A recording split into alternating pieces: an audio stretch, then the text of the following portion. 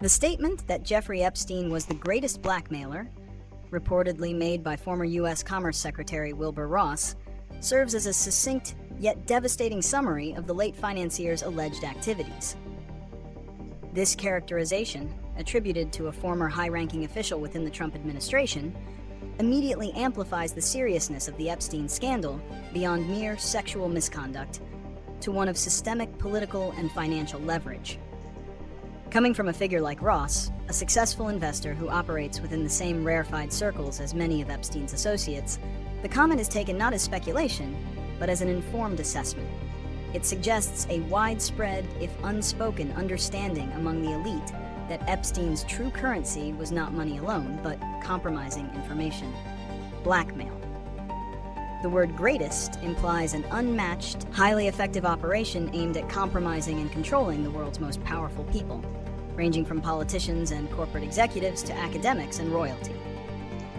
This single phrase validates many public suspicions that Epstein's network was a sophisticated machine built for influence and protection. 2. Reasons behind the characterization. Why would a figure like Epstein be termed the greatest blackmailer? The reasons stem directly from the meticulous, global, and compromising nature of the evidence he allegedly gathered. Firstly, the core of the accusation lies in the systemic sex trafficking operation. By luring powerful men to his properties, including his New York mansion, Palm Beach residence, and the infamous Little St. James Island, Epstein created controlled environments. Numerous reports and legal filings have alleged that these interactions were often filmed or documented without the guest's knowledge. This footage, or the mere threat of its existence, would provide immense leverage over individuals who valued their reputations, positions, and marriages above all else. Secondly, the sheer caliber and breadth of his network contributed to the label. By compromising figures across diverse sectors, finance, technology, government, and academia, Epstein built an interlocking web of vulnerable individuals.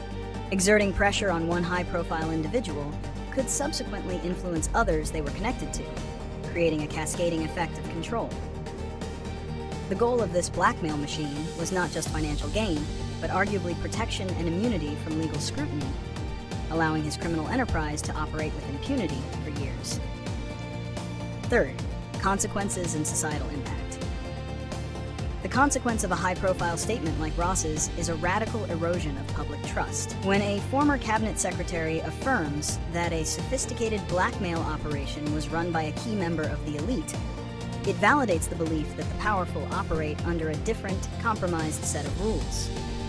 Politically, such a revelation forces renewed scrutiny on everyone who ever associated with Epstein, regardless of their current or former office. The label shifts the focus of the scandal from what Epstein did to what Epstein knew, and how he used that knowledge. The primary fallout is the increased pressure on legal systems to ensure that all individuals linked to the network, whether through criminal association or through having been compromised, are investigated without political interference. This statement acts as a confirmation to the public that there is still a massive amount of information yet to be uncovered regarding the reach and power of the Epstein operation. IV. Predictions for future scrutiny. Looking forward, this allegation suggests several trajectories for the scandal. 1. Continued document release and scrutiny. There is a high likelihood that more court documents and testimonies related to Epstein's network will be released in the coming years, potentially exposing individuals previously shielded from public view. 2. Focus on enablers and facilitators. Future investigations will likely shift from just the criminal acts to the individuals and institutions, banks, law firms, and political offices that may have tacitly enabled or overlooked Epstein's activities, fearing the fallout of his leverage. 3. Enduring political challenge. The specter of blackmail will remain a permanent feature in the political narrative, with opponents using past associations with Epstein as a continuous point of attack against public figures. V. Solutions and institutional safeguards. Addressing the root cause, the creation and use of leverage for criminal immunity requires institutional solutions.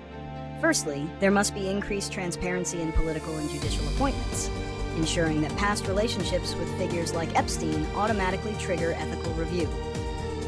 Secondly, legal frameworks against organized crime must be aggressively applied to high-level sex trafficking rings, treating them not just as individual moral failings, but as sophisticated enterprises.